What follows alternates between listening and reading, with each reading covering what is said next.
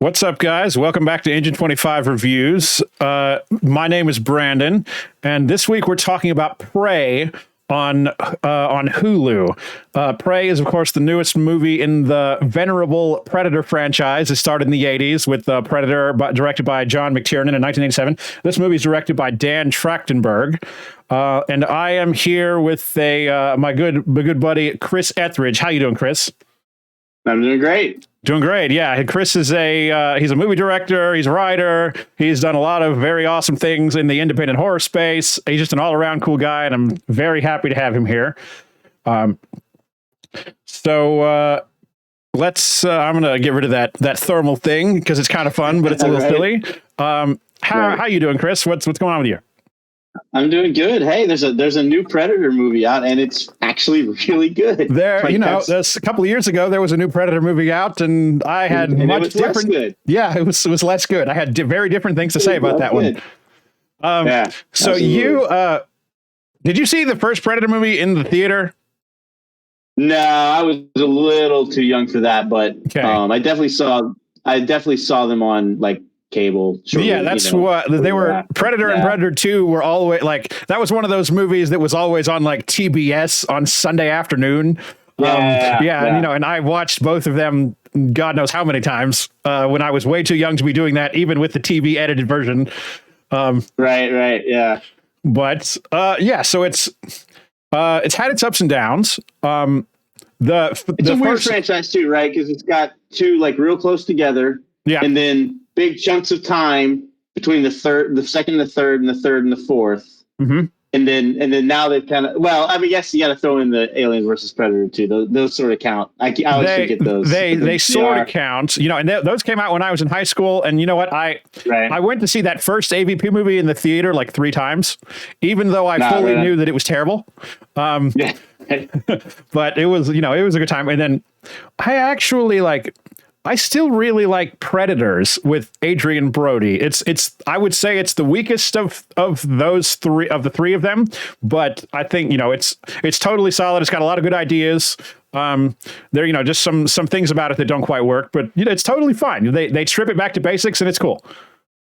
Yeah, I think the nice thing about all the Predator sequels, even the Predator, is that they try to be a different setting. Mm-hmm. So you've got jungle in the 80s, then you've got urban, then you've got another planet. Let's go to the Predator, let's go to another planet. And then you're back to suburban this time instead of urban. And then now we're in, back in the jungle, but we're in the jungle 300 years. It's American forest is like a different, it's treed and it's vegetation, but it's kind of a different setting and the different kind of wildlife. And, and that's something, we'll talk about it more in detail, but I really like the stuff with the Predator interacting with indigenous life other than humans, which we haven't really seen. It's happened a lot in comic books. And they're even... Right, we should acknowledge that the Predator has there's a large back catalog of comic and novel sort of absolutely, and I will even say I don't want to talk about AVP for too long, but there are ideas in those 2 movies that worked in the comic books, like aliens, or I'm sorry, Predator and humans fighting together and hunting together.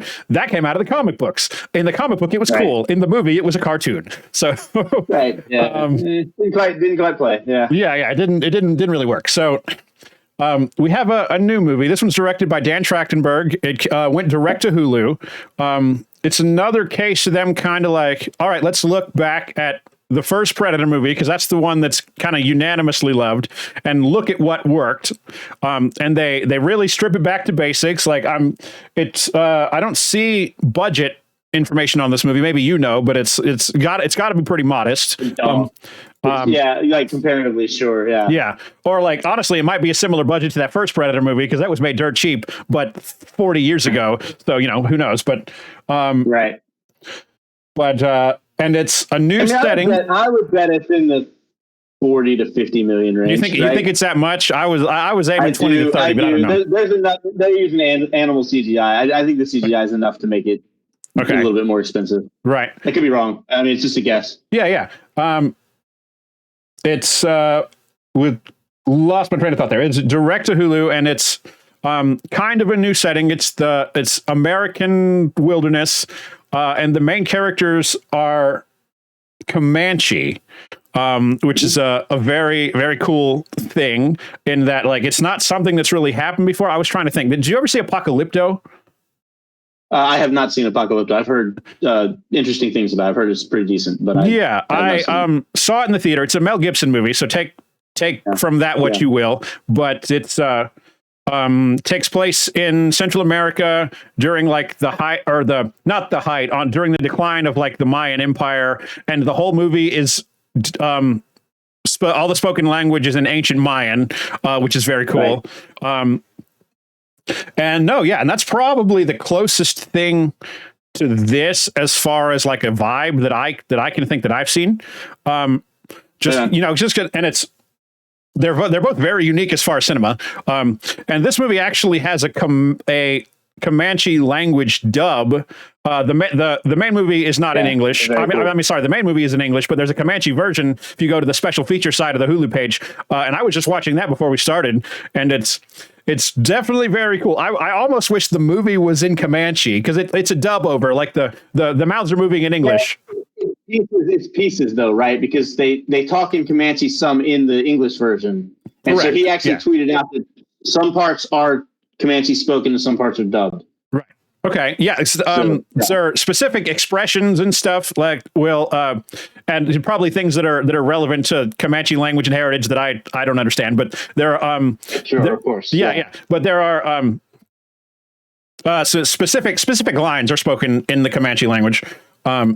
But no, I really struggle to find things that are seriously wrong with this movie. Right. Like, I won't say it's perfect, but it's all just like little nitpicks that I am more than happy to ignore because I had such a good time watching this. Yeah, I think I felt the same way. Like I was thinking about that. I was like, yeah, we could nitpick on things. There's little details. I've seen other people more than nitpick, and I think that they're just wrong, Right. But I think the thing that I got out of it the most is I watched the movie, and I watched it like Friday after work, like kind of Friday after, like late Friday, early evening. And I was like, even the other ones, even Predators, it was the first time in a while I've been like, wow, I just really enjoyed that. Like I didn't feel the need to like dive in and critique. I was just like, I just had a great time in a movie, like that was fantastic.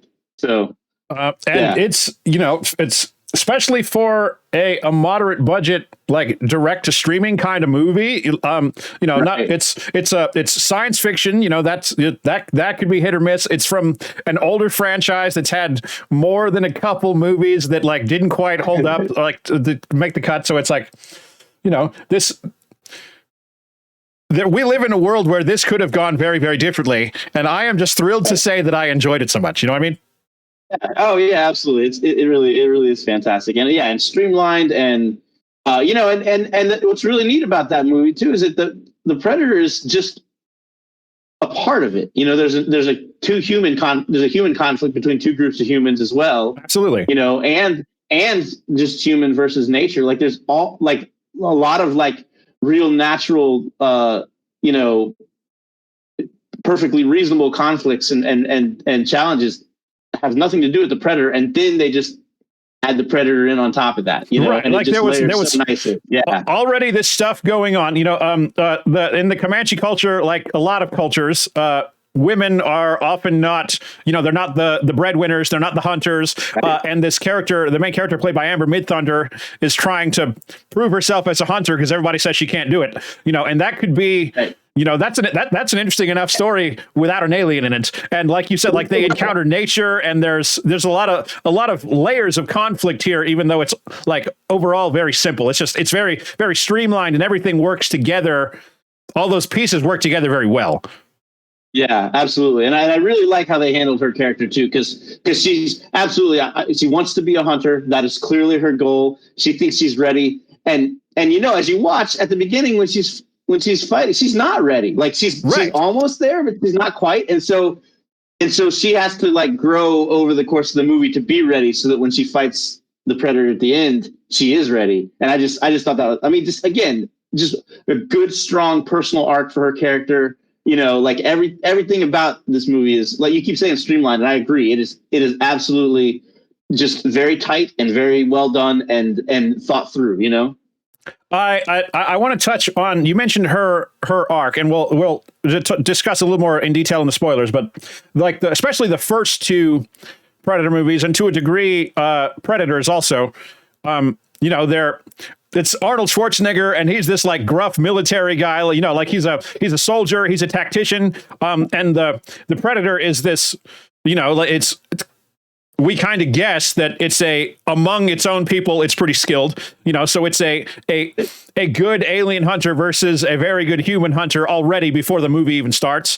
Right. There's a certain degree of that in Predator 2 also, because all the people, you know, all the dumb people who think they're really skilled get wrecked, and then Danny Glover stands up to it at the end and ultimately wins. But like, not only that movie opens with a scene where you know, it's a big huge firefight and the cops are getting their asses kicked, and then Danny Glover just drives up and starts blowing everybody. Like it literally very, very typical late 80s, early 90s. Yeah. Not to get sidetracked, but like when I was a kid, that movie made me very afraid to go to California, because I just assumed that's what Los Angeles was like. every day was a shootout. Yeah. Yeah.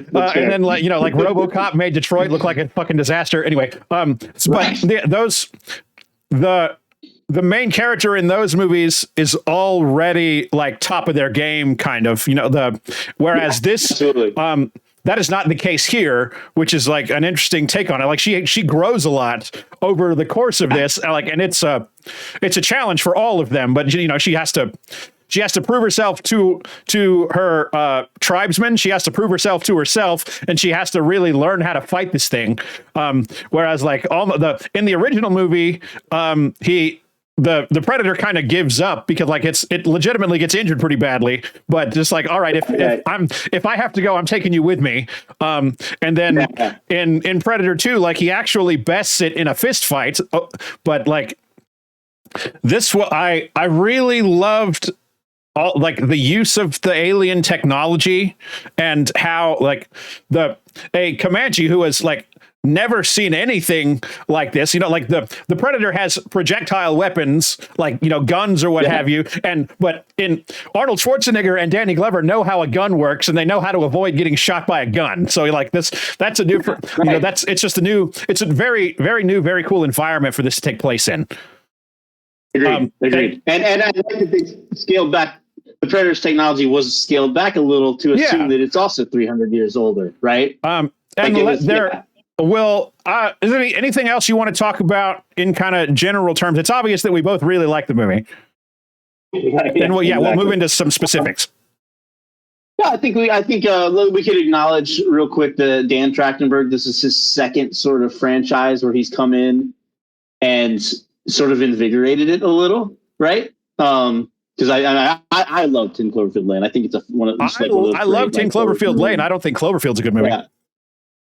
Oh, well, all right. We can disagree on that a little, but yeah, 10 Cloverfield Lane is certainly, again, a very different direction for, you know, that franchise, which is a very weird franchise in general now, you know, it's just all over the place, right?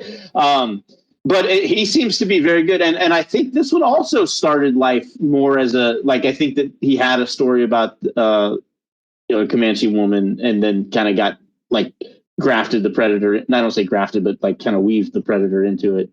I think I read that somewhere. That may have been speculation, so I don't want to like quote that. But certainly 10 Cloverfield Lane is well known as being, you know, a different story that they added in at the end.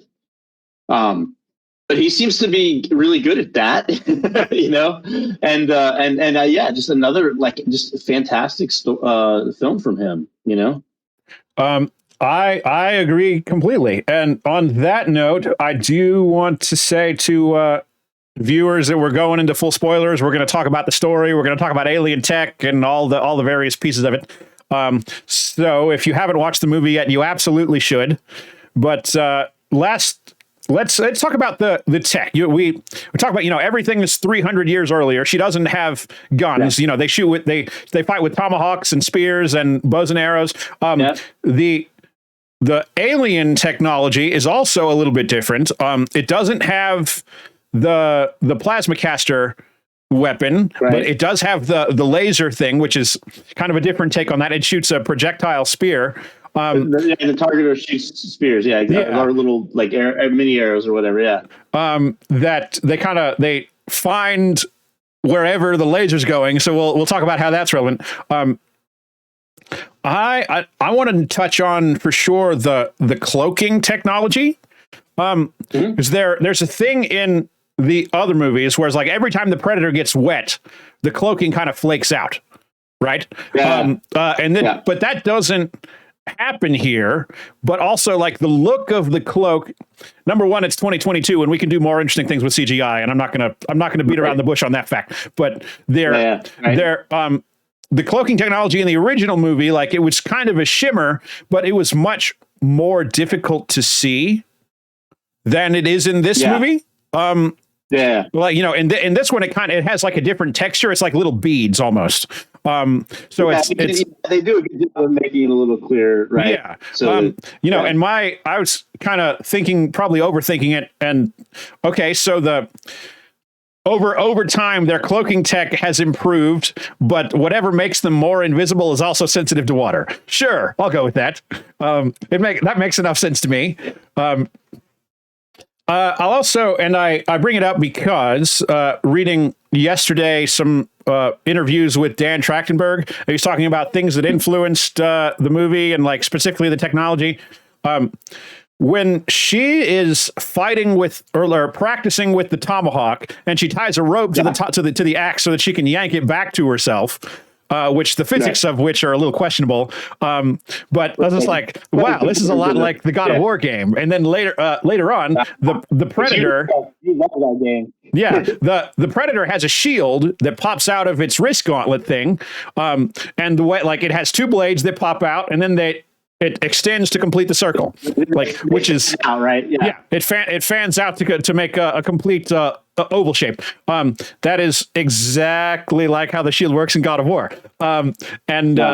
Funny story. He was one of my favorite moments in that movie, by the way, was when my favorite moments is when he pulls out the shield and the three guys with the muskets fire once. And then it blocks them all, and then they just stand there staring at him, and then they, like, quickly try. They're like, oh shit, they have to reload, and it takes forever. And it's like, oh yeah, that's real bad news if you don't have a machine gun. It's pretty great. Yeah, I was just funny because that's like straight up my favorite game of all time.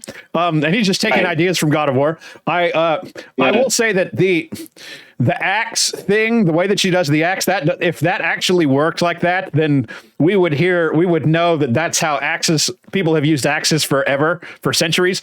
But it's the way an axe worked, because the head is so heavy and the handle's so light, to throw it with any kind of force, it has to flip, and the rope would get all tangled in it. So that it doesn't actually work. So the physics are questionable, but it made some cool moves for some cool moments in the movie. Yeah. And I'll certainly go with that.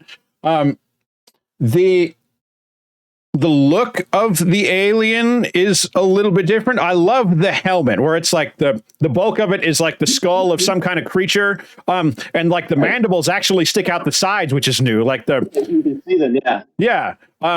I think that the sort of thing you're supposed to assume from that is that they haven't built those helmets yet. Like, that they're not there yet on the right. That originally that was actually something it killed, right? Mm-hmm. Yeah. And then in the future they're going to actually build those metal, much more armored helmets. It has technology built into it, like the laser, the triple laser thing is still attached to it, and it still has some kind of like vision mode. Right. Yeah. Oh, right. Yeah. So that's fair, but it's not something they built. They used. They used some kind of animal parts and grafted tech onto it, it gives it a very cool look. And a feel that's appropriate for the time era of the movie itself, right? So, how did you feel about when they get the mask off? The alien's face looks a bit different than it has, but that's not the first time that they've kind of changed it or added different races, even. So, like, I think that's the idea, right? Is that they've said in the past, even they've said, look, it's not just one Right. They operate on like a caste system. Humans, they have different. Yeah, they have different sort of variations in race. Yeah. As part of the whole species. So yeah, sure, that's great. Like it's always interesting to bring new stuff in of that nature. Yeah, I agree. It's like especially the eyes. The mandibles are much bigger than they usually are, and like the eyes are really big. And it looks different. That's a really like different kind of eyebrow. I don't know. I every time it came up, I like paused it and kind of looked close. You're like, oh, let me see. Yeah. I did not do that. I hear you. So that. Where do I want to go now? We've talked about the interactions with nature, and some of that was in the trailer, like with the thing with the bear and stuff, but that's something that we haven't really seen. Like, we've only really ever seen it kill humans.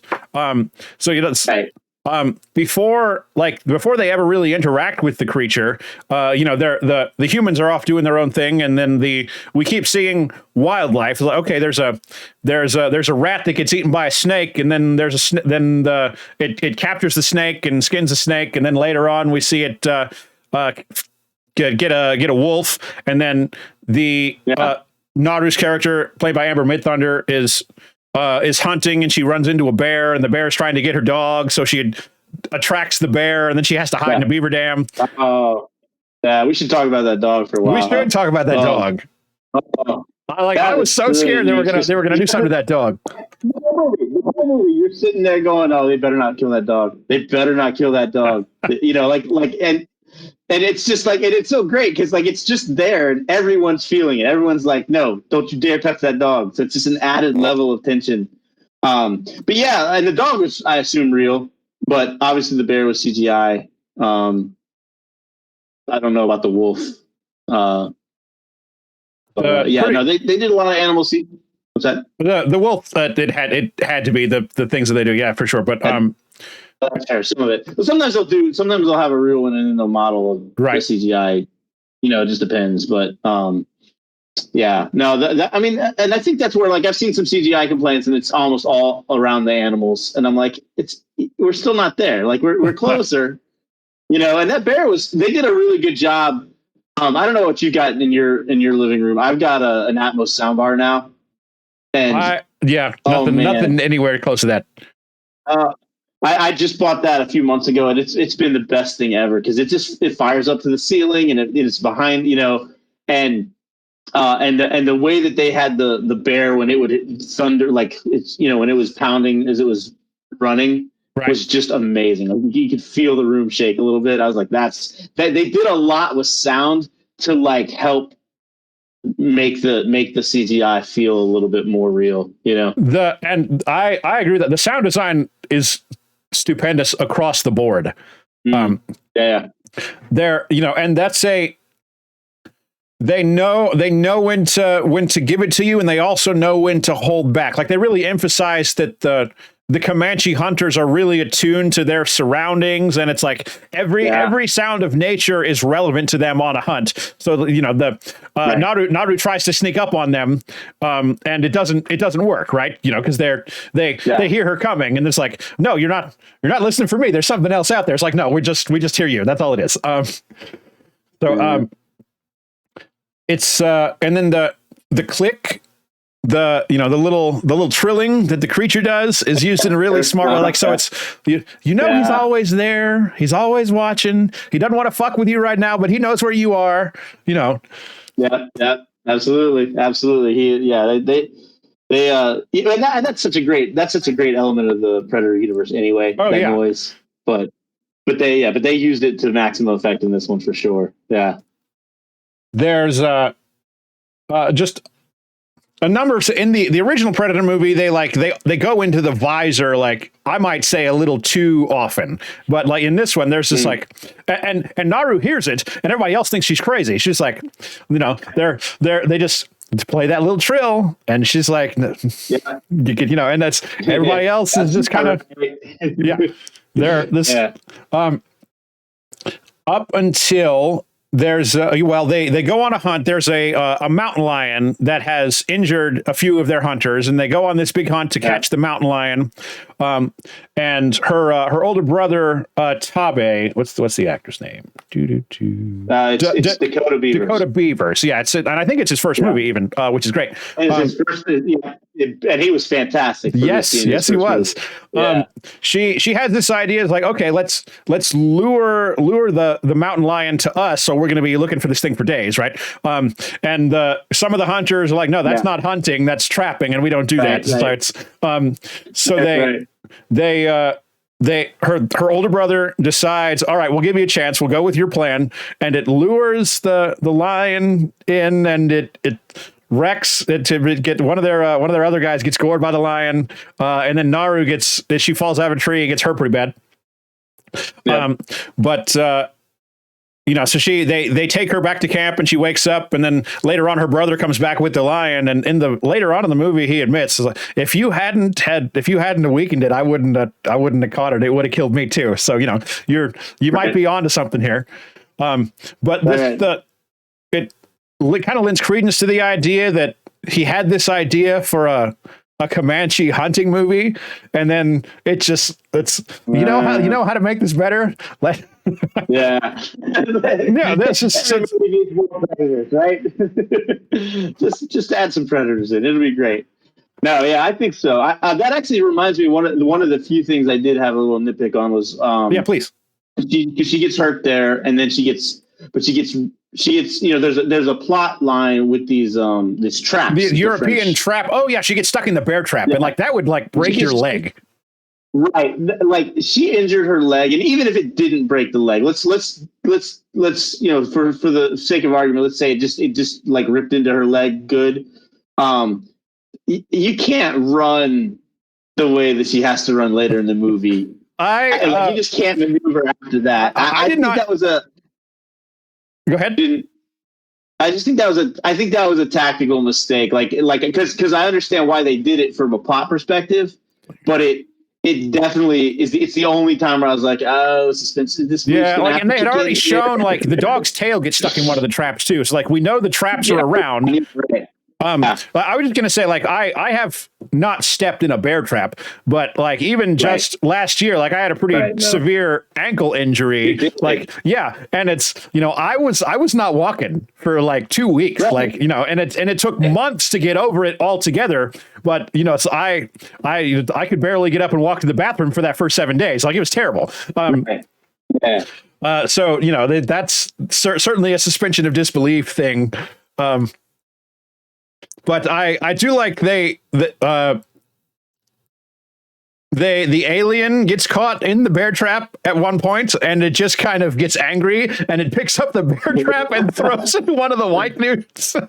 Right. It was great. It was definitely. I mean, I don't have any problem. I just think that it would have. I honestly think it would have been better if her arm had, if she'd stumbled and her arm had hit it or something. At least something that doesn't clearly affect her mobility. Right. Because she could be even in a sling and still have her good hand to throw the axe or something . Yeah, exactly. They could have done it a little bit better, but again, we're nitpicking right now, right? Oh, absolutely. This is again so minor in the grand scheme of things. So they catch the lion, and then she goes off. She goes off on her own, to see. She goes hunting with her dog, and encounters this thing again, and that's when the thing with the bear happens. Then they come back. It's what are you doing? You're going to get yourself killed, and they tie her up and come back. And then the hunting party encounters the alien, and it kills everybody except her and her brother. Then at that point they realize, okay, there's actually something going on here. Right. Which, to be fair, you're so annoyed at those dudes that you're like, yeah, no, you deserve this. All of you deserve to be killed by the predator. You have made very, very poor choices in your life. Yeah. And I gotta say, there are definitely some interesting inventive kills in this movie. But probably for budgetary reasons, but a lot of the kills in those early movies happen off screen. Right, You know, sure, there are a couple of big money shots for sure, but this is like, no, this one is the monster is standing toe to toe with a bunch of warriors, and he wrecks them all, and and it's pretty, you know, like cutting limbs off, and I mean, the body parts falling, you know, right? Like literally, like over and over again. I'm like, oh, there's another leg. Hello. And it like fights with a sword, kind of, or it's like got the uses this little spear thing. It comes apart, and like one side's a spear and one side's a club, kind of. Then it's like cutting limbs off and clopping people, and anywho, so she after her little hunting party that tried to tie her up gets wrecked. She gets captured by some Europeans who have been hunting bison in the area for pelts and just leaving the dead animals in the field, which is kind of very upsetting for them.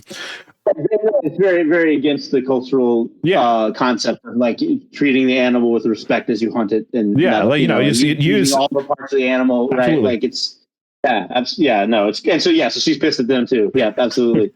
And it's, you know, we have a lot of reasons to be mad at white people, and that's just another one. Right? Yeah, we're just the worst. That's how it goes. But yeah, she gets captured by the Europeans, and then the Europeans get wrecked by the alien, except for this one guy who kind of ran away like a coward. And then she catches the guy and cuts his fucking legs off, and uses him as bait. Like, dude, that's just like they take a second to reveal it too. Like, kind of obvious what's going on. They show that she's going after the guy, and then she gets him, and then he wakes up and he's tied up, and it zooms out, and it's just like, oh, dude, ruthless. Like even the humans in this movie. Yeah, seriously. But he's the one that teaches her how to use a gun. No, this is the fat guy. This is the fat guy. Yeah. Some of the other Europeans that come. I can't keep it straight. Some the Europeans they come like looking, or she goes back to their camp. That's where it is. Back to the fat guy. Like what was great about that too was she understands that it has to be a threat for the predator to go after the creature, and so she tricks him into being a threat by getting him to point the gun at her, right? Isn't that? Yeah. So she like, you don't know I'm killing you, and neither does the thing. So she's using this as a learning experience to kind of assess the behaviors of the creature.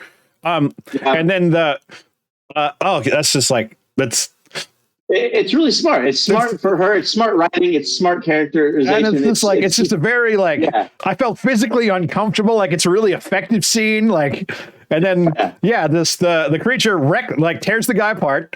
And it's like, okay, so this is how we beat it. Is we're gonna lure it into a trap. And but it's not gonna mess with me until I prove to it that I'm a threat to it. Right. So and she uses that to her advantage, and she goes back to camp. Yes. And this is when she finds the guy who gives her the pistol. And I didn't, in my rewatch right now, I didn't get far enough to remember why the guy was like, because the guy's hurt. Was he hurt already, or did she mess him up? His leg is also off. No, I think the Predator did that one, but remember, she actually puts a poultice on his leg. She helped him. It's been cut off while he's teaching her how to use the pistol. Yeah, so she teaches him the musket ball, the powder, and everything. Yeah, he teaches her how to use the flintlock, which is like a ridiculous amount of steps to get one shot off, which we find out about later. And then the Predator shows up, and I skipped over the scene in the smoke, which is probably what I think the coolest action scene in the whole movie. That's fair. Yeah, because I think it's kind of implied that the Europeans burned down part of the forest, but there's a section of the forest that has recently been like affected by wildfire, and it's they're when they get caught, they get tied up to a tree. And they're trying to lure the creature, because at this point they're all aware of it. It's messed up everybody's people. We're right. And so we get brother this and sister are tied to the tree, and they're treating him as bait, but they don't know that that's not going to work. Right. Because if the creature finds you tied up and without any weapons, it's going to leave you alone. So it's you're not a threat. Yeah. So, but this is like probably the most visually interesting action scene in the whole franchise. Yeah, I went back and watched a little bit of part 2, and I'm just like, wow, they really upped their game on the cinematography for Prey. This is okay from a cinematography point of view. This is the best looking movie in the franchise. Like, the way they shoot the vistas. There's some cool sunsets and like the alien ship coming over and the scene and the smoke, and then the image of spoiler alert, she wins, right? And we'll get to that. But while we're talking about the imagery, and it's on the poster where she puts the glowing blood. Now she wins for now. Yeah. Well, she puts the glowing blood on her face. Like, that is such a cool idea. Like, it's. All right. And it's it ties it back to that's a cultural thing. Early on, when her brother defeated the lion, it's the symbol of victory. He had smeared its blood on his face, and she does the same thing. She does like a war paint, and it's the top shot where they're running from it through the field, and it's like they're running away at a certain speed through the long grass, and then you see the alien, which is at this point covered in blood from the bear, and it's going like twice as fast as they are. It's I can't gush on the cinematography in this movie enough. It's really for an action horror movie. This is something special. You know what I mean? Like it is absolutely. We rolling right along. It kills the rest of the white people. It also kills the rest of the hunters, including her brother, which kind of sucks. And then she's like, all right, so this was I got to do something about this thing because it's going to find the rest of the family or the rest of the tribe. So she, during this scene, she realizes how the spear gun works. And it, magnetically or somehow it navigates through the air and finds the points where the lasers are pointing, even if that's not where he's aiming it. So, right. So here's an idea. She lures it to this other part of the jungle or of the forest, excuse me, and knocks its helmet off with the flintlock. Yeah. And so then she loses it somewhere else, and the way that she wins is after, and it's been messed up at this point. Especially her brother, the Comanche's got a few good licks on this thing. Yeah, he's been wounded, and particularly with that, with the spear when he jumped, the brother jumped and it puts the spear through its shoulder, and then he what part I really like, he tumbles. He shoots it with an arrow, and then he tumbles past it and takes the arrow back and shoots again, and he does that 2 or 3 times. It's just like it's just really dynamic, and it's something that we don't get in the movie a whole lot. But it's so the way that she wins is she lures it into a mud pit that she had been temporarily trapped in earlier in the movie, and tricks it into trying to use its spear gun against her, and that activates the lasers in the helmet, which it doesn't see at first, and it spears itself in the brain, and it's really, really like a big. Everything about it. Go ahead. Is smart. Yes, everything about it is smart, right? It is a fantastic use of your brain over brawn, right? She was never going to go up toe to toe physically. Yeah, she there's no way she can overpower it. It's overpowered how many warriors and hunters already. Right. So even though it's wounded, she has to find a way to tie it up, basically. And she, lures it in the mud pit and shoots it with a spear, and she wins. And it's I love that moment. It's like a big, building up, and it's the mud pit. It's not holding it down as much as it did for her, obviously, because it's bigger and stronger than she is. But it takes the weapon, and it's like, and then that was rarely do I get like such a moment of relief in a movie, and it was just like, yeah. Because the dog didn't die. The dog did not die. No, it was like, I know. She finds the dog at the end. The dog's okay. We're all good. It disappears for a bit, but it doesn't get messed up. Away for a while. You're right about that. You're right. Yeah. So she carries the skull of the creature back to her camp and says, "We got to move. There's going to be more or something, or like the storm's coming." And she's got the green blood on her face, which is so cool. Very good. And then, like, did you watch the animation in the credits? Oh, of course, yeah. Well, so she also gives the flintlock. Yeah, let's talk about the pistol. You mentioned you want to talk about the pistol. Yeah, so in the flintlock, right, and then they turn it over, and it's got the Randolph, whatever, Randolph Adolini, guy's name, Adolini, yeah, which of course is from Predator 2. Yep. Which is where the Predator gives after when a bunch of them show up when he's in this their space or that weird room with the fog and stuff. They give it to him as apparently it appears as a token of honor, like a token of respect, or like a trophy. Yeah. And so and he flips it over. And what I did find funny, since I've seen both of those in the last 2 days, is it looked like in worse condition in frame than it did 300 years later. I'm like, all right. But maybe that's intentional. Maybe it's like this is a weapon, and we should. They have more respect for their weapons than the French people do. Cleaned it or something. That's totally fair. That's totally fair. And certainly reasonable. Yeah, because he did carry it with him, right? Like the Predator had that. Yeah. So, but I thought that was a very neat way to tie it back. And we could talk about the fact that it's already been done in the comics, right? There's an actual comic that dealt with that gun. But like the reality is, secondary stuff is not necessarily canon, and this is certainly a very interesting way to tie it in. And now segueing to the credits were basically Prey's version of a post-credit sequence. Yes, right? And I had actually like this. Okay, they're recapping the movie. That's cool. And then so I paused it, or like I turned it off, and then I went and read about the movie, and then the Wikipedia talks about an end credit scene. And I was like, wait a second. So I go back, and then I fast forward, skipped over all that, like looking for a live action thing in the credits. And I was like, wait.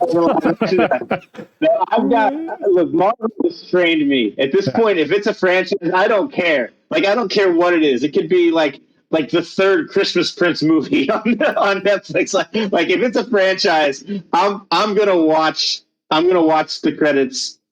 Because I'm just going to assume that there's other information in there somewhere, either be it a scene or this. But yeah, like there's a shot where 3 Predator ships come back, right? And it's super. Like what it is they kind of recap the movie in Native American drawings, which is very cool. And then like they get to the scene at the end where she presents the head to her tribe. And then there are 3 ships that come out of the sky, and it's just like look, you're setting up a sequel. So remember, it was a Predator.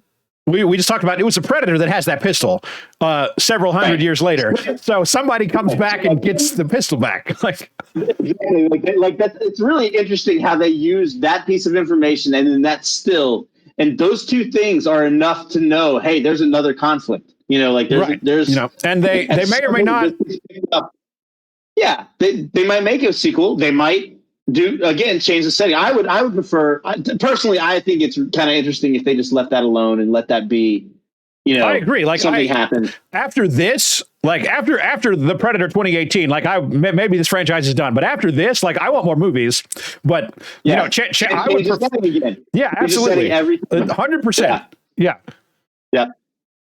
So we'll see, but it was that worked really well, just as a sort of mythology capper, that tied some things back together. So they didn't need to give it to us, but they did, and we appreciated it. Right. So yeah, like we talked about a lot of stuff. The look of this movie, like it's stunning. You know, there's just in the original Predator movie, there's just a lot of green and a lot of brown. Yeah. You know, and this is, even though, yeah, you know, go ahead. Something I think about too, because even when we make our independent films, a lot of times you go shoot in the woods, right? It's cheap. Shooting in the woods is cheap, right?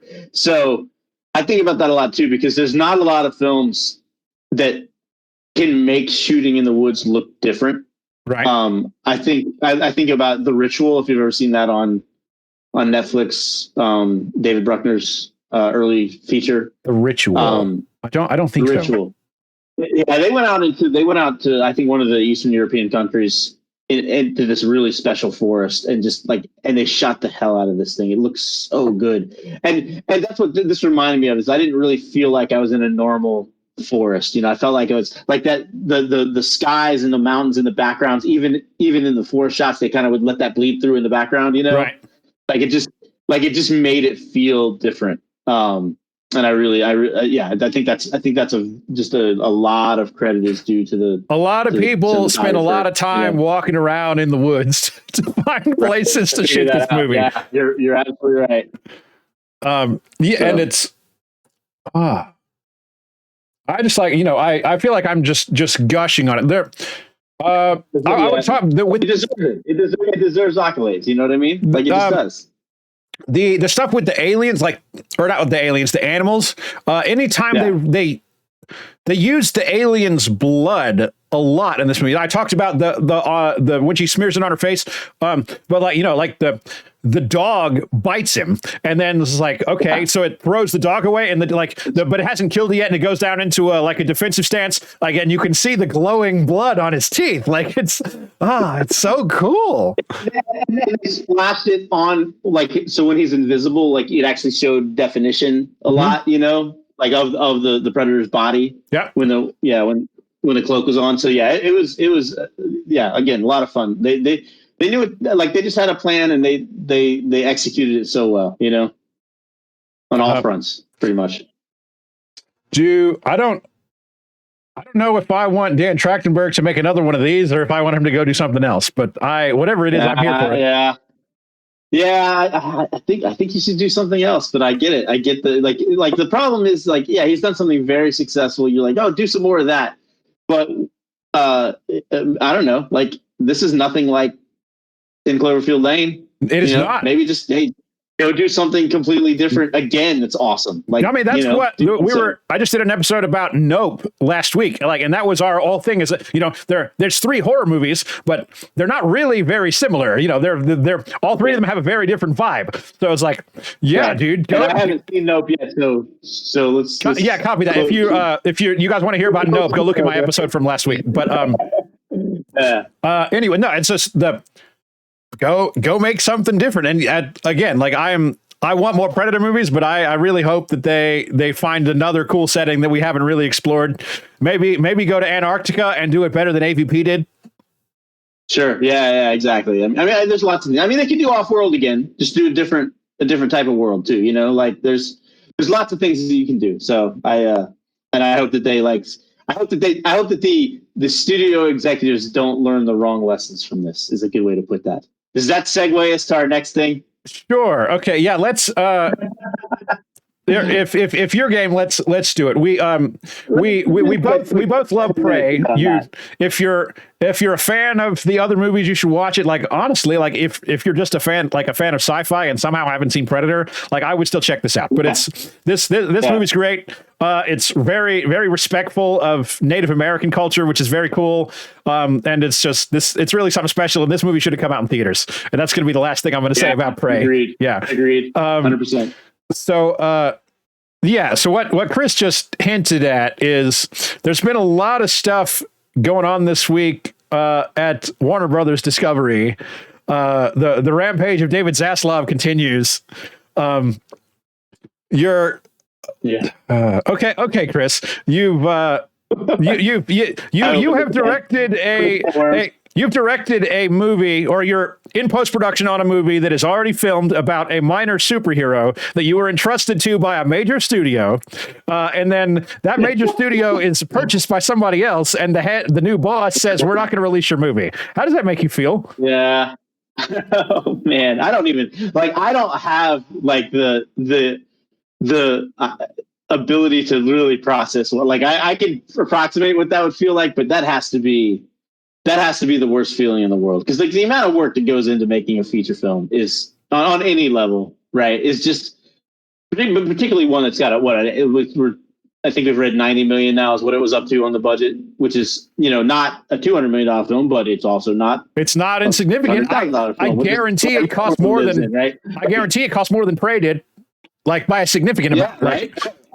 Yeah, absolutely.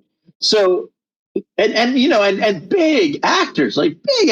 Michael Keaton, J.K. Simmons, what is happening? Brendan Fraser. Yeah, like it's nuts. It is nuts. And so, yeah, so as a director, yeah, I would be furious. Like they've been very like calm in their response, and I'm not sure, I might not just have lost my shit on Twitter or something. You know what I mean? Like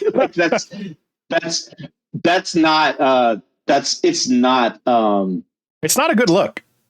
It's not good. Yeah. And so let's talk about it real quick. The business rationale. Right. And that's something that you can talk more to than I. Like, I know they're taking the write down on it, which is a fancy word that says if they agree not to release the movie, they get an insurance payout and a tax write-off. Right. Well, I'm not sure about the insurance payout. Like, the insurance company probably fights back on that. Like, okay, fair. Like, fair. Why didn't you finish it? There's no logical reason for you not to finish it from their perspective. Why? Like, they don't want to give them money. Right. But from a tax perspective, what's happening is it's called a sunk costs deduction. So, and a lot of movies like let's say, we've heard development hell, right? Where they'll spend years spending money on developing a property that never gets made, and then sometimes even these properties will get put into what's called turnaround, which is where it's made available to other studios to pick up, and they're done with it. So the sunk cost there is, we spent $10 million trying to develop this movie over 5 years, and we didn't do it, so we just spent $10 million. That's a deduction. Like they spent the money, so they can deduct that, or at least some part of that. So what they're saying here is that basically the most absurd and egregious version of this is, we spent $90 million. Sure, we shot it. It's not done yet. We haven't. We got to spend 15 or 20 million more. We don't think we're going to make 110 million back on this. We're certainly not going to make that if we send it to the streaming to only. HBO Max. We don't see this as theatrical. If we take a $90 million sunk cost deduction right now, that's going to be a lot. That's going to be better for our bottom line than what we believe. What we believe the movie is worth. That is the rationale for what they're doing. So can I ask you something? Go ahead. Finish up. I was just going to say that. So Zaslav came out and he made a statement, something to the effect, and I'm paraphrasing because I'm not looking at it, but something to the effect of, we don't see the benefit of middle to high budget direct to streaming content. Right. So that, and you can look at the stuff that he's canceled. I keep blaming it in Zaslav. He's not the only person making these decisions, but he's a big part of it. But they've cleared out. He gets the blame. they've basically pruned all of their superhero shows on network TV. They canceled Raised by Wolves and Made for Love on HBO Max. They canceled. What's the title of that, Gordita? To be fair, Made for Love season 2 was so awful they should have canceled it. Sorry. I liked the first season a lot, and I didn't like the second season at all. I don't Made want for Love. No, the Gordita Chronicles. They canceled that one. So it's. Yeah. And that's a bad look because that's another Latino led thing, kind of like Batgirl is, but. So they don't. He doesn't believe in big budget direct to streaming because there's no 1-for-1 return. But right. My retort would be, look at what Disney Plus is doing and spending $100 million on a 6-episode series. They're not making $100 million off of that series, but they're making how much money on subscriptions? You know, and right. So like it's an asset acquisition business, right? Like once you make a movie, that movie is an asset. And yep. you know, and particularly studios with back catalogs, they continue to make money for years and years and years off their films. Like literally, sometime, I don't know if it comes out this week or next week, but Heat is about to come out in a really nice 4K edition, and I'm going to spend money on that. Like that movie's 25, 30 years old, and it's fantastic, and I'm going to buy another copy of it. You know, do it. Like it keeps. It's one of those things where like. It doesn't make a lot of sense to me to be that. Like, I get that you don't want to throw good money after bad, but I just don't think that's the case here. More to the point, even if he is 100% right about the financial situation, it's not how you run this type of business, right? Like, if you run this business like you run any other business, talent's like, who's going to want to go to Warner Brothers now? Like, they already had the problem where they sent the movies straight to streaming without telling their talent. And they had to, and a lot of people got really mad about that. They cleaned that up. I'll just toss in that hat. And Jason Kilar was right in that it's a great thing for our subscribers, and that is true. Right. Not so great thing for the people who made the movie, and we're talking about some of that stuff with Zaslav, obviously. But like their subscription base bloomed in 2021, and Jason Kilar, despite his many evils too, he is not blameless in this whole debacle. But that was, it was good for us. Warner Brothers has been run by questionable people for 20 years. It's a time-honored tradition. Okay, sir. Hey, another podcast that I was listening to. Jeff Snyder, he's a movie reporter. He pointed out Warner Brothers did something very similar with a movie called Slumdog Millionaire. They sold it to Fox and made $300 million and won Best Picture. So who fucking knows? But I'm sorry, I interrupted you. Keep going. Yeah, because you're. Yeah, so I think it's just like, the trick here is, so in terms of what Kilar did, they got out of it by paying off the actors, right? At least the big name, the A-list actors. They went and made right with them with bonuses, and a lot of them are now much more comfortable with Warner Brothers. I don't think that they'll ever see Chris Nolan back. I think that he's gone for good, but so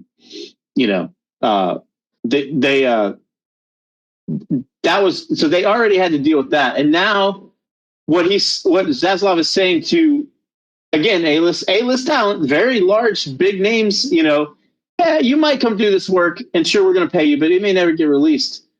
Who wants that? Like if you're an A-list actor and there's 4 other studios in town that are throwing money at you, like, why are you going to go to Warner's when that's the mentality that they might look at your movie, like, decide it's bad and pull the plug. Right. And what's really interesting is they pulled several other films like Lockdown and Superintelligence and the Scooby-Doo movie, which was like, as far as I've read it, basically finished. Like that was aiming for holiday this year. So, Yeah. It's crazy. But even the ones that they had out on there, they've got some sort of formula where they can call it underperforming.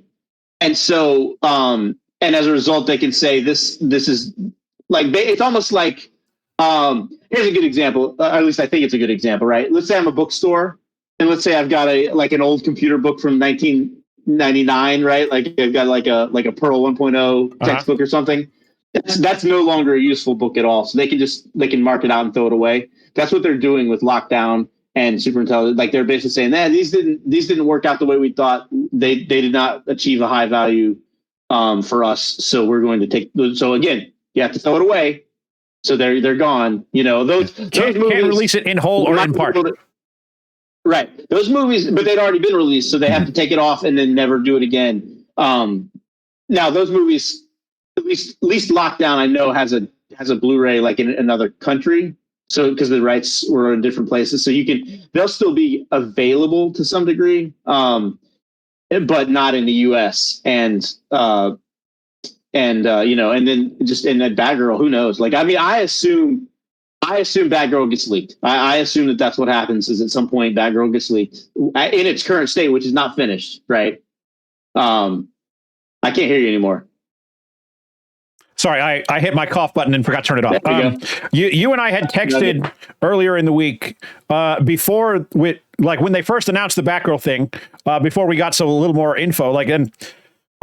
Movies have been shelved in the past, and usually they just kind of hang out in the dark for a while, and then 3 years from now they release it quietly without any fanfare. And I kind of figured that would happen. It's like similar to what happened with with New Mutants, is they were okay. This isn't working. Do we want to spend some money and fix it? And then it's kind of sat in limbo for several years, and then they eventually just put it out the way it was anyway. But so we were kind of thinking that that's what would happen, and then they came out and was like, no, we're taking the tax on it. This we're taking the write off, and we can't release it.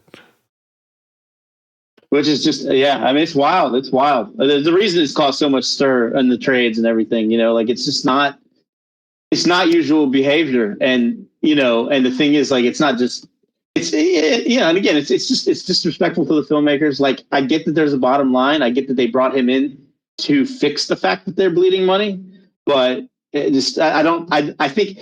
think you make those choices going forward. Like, to do this to films that are already, it's just bad. It's a bad choice for your optics, and and the only people, the people who understand the industry well would get that. And so it seems like this guy doesn't really understand the industry that well. I don't know a lot. I know he's on Discovery, but but he's been CEO of Discovery since like 2006, and they're making crazy money. That's their but they do something very different, right? Yeah, it is, and absolutely. Like they do unscripted content, which is fair. Like, and WB does a little bit of that, but they're mainly a big budget. They're known for their big budget movies, just like Universal or Disney, etc. So they're. Zaslav's business was solvent. Warner Brothers has not been for some time, at least at the level they're operating at. So maybe maybe the solution really is just Warner Brothers needs to downsize and deal with some of this debt that they haven't been able to pay back for decades. So it's no, that's fair. Why they did it, it's clear why they did it. Was it the right choice? I don't know. I don't think so, but. But I get real like. Do you think Clint Eastwood keeps making movies for Warner Brothers? No, I don't think he does, because there was a whole thing about how they were shocked that Warner let him make Cry Macho for $33 million, and there was a whole part of one of the trades when they were talking about this. They were like, they couldn't understand why they would do it, and they're like, well, he's Clint Eastwood. He's been making us money for decades. Yeah, but is he making you money right now? It's the relationship versus the bean counter, right? And it just So I think Warner's is now 100% bean counter, and they're going to operate that way, and we'll see how effective that is. Time will tell, right? I have been. I've been watching The Offer in parallel with all this news coming out. The Offer is a show on Paramount Plus about the making of The Godfather. And there's a lot of bean counting nonsense about all the The Offer is a show about all the reasons why The Godfather almost didn't get made. And there's a moment where they sit down with the producer after the movie's cut, and it's like, no, we can't. We're not going to make money on this. You have to cut it down to 2 hours, and you have to make these edits and whatever, blah blah blah. And they all think he's a fucking idiot, but it turns out in that situation they won and they're right, and it's one of the best movies ever made, even 50 years later, which is, by the way, it came out 50 years ago. So that's Thanks. Yeah. Thanks, man. Were you alive? No. But close, but no. Yeah. No, it's quite a few years before me too, but that's I guess it's just the ironically it's kind of okay. So these are the conversations that happen behind doors that we will never hear. And then, but could they not have just lied to save face? To tell me studios don't lie about what's actually happening to make themselves look good. Could Zaslav could have said something about the oh God, I could have told you her name until I started. Zaslav said nothing about the directors. They've made their own statements now, but and he didn't say anything about the lead girl in the Batgirl movie that I'm going to. Leslie Grace. right? Yeah, she was in The Heights. Yes. The cast is great. It doesn't make sense for what we're doing with our business right now. Blah blah blah. They didn't say any of that. They said we're taking the tax write-off. Oh yeah, right. Like they completely mishandled, completely misunderstand I get why they did it, and maybe these. They didn't comment on the test screenings, and honestly, they probably shouldn't. But they could have said something about the people who worked on their movie, because it's making movies is hard. It doesn't matter whether your budget's $100 or $100 million or whatever. Making movies is hard, and these people have been working hard to make a movie for you, and you pulled the plug. Like it's unprecedented, Chris. Like is it not the biggest budget movie that's ever been canceled? Like movies get canceled before filming all the time. Yeah. Even movies that have been in development for years and they've spent millions on, like they pull the plug all the time. We talked about development hell, and 60% of that stuff never gets made. Probably actually more than that, but more than that. Yeah. Usually the one day of filming is so expensive. One day of principal photography is so expensive that you can't not release the movie because it'll put you in the hole. So you have to deliver some kind of product. So that's we kind of call it the point of no return. You don't know your movie's going to get made until you filmed it. It's one day. It costs the studio one day of filming costs the studio too much to not release something, right? And here we have movie it's been through principal, it's been through reshoots already, can it not? Sure, right? I assume that they're waiting on VFX. I assume that that's where they're stuck right now, is just finishing up VFX. It's apparently it was on track to release this winter, maybe not in 2022, but Q1 of next year. And now God, I can't imagine how they feel. It's not going to hurt. It's not going to hurt Michael Keaton or J.K. Simmons. It's not it's going to hurt Leslie Grace. It's going to hurt those directors who did wonderful work in Miss Marvel, by the way. It's probably disappointing to Brendan Fraser, who's in kind of a renaissance right now, and he was going to be the villain in this. It's unfortunate all the way around. And he's still he's taken the axe to a bunch of stuff at HBO Max, and it's we'll see what happens. I don't know. You make these decisions, and there's a lot of people who want your job. There's a lot of people who want that. I'm not sure. I don't know how Discovery works. Does he answer to a board or something? I know he answers to investors, obviously. Everybody answers to stockholders, and I think that's what he has decided right now, is that the stockholders are the only audience that I have to care about, and this is how I'm going to make them, care about them. And I get that, but I think that's sort of heavy-handed approach. And I don't mean just a standard heavy hand. I mean, this is unreal heavy hand. That just probably is not going to serve him well in the long run. So, the Batgirl news came out early in the week.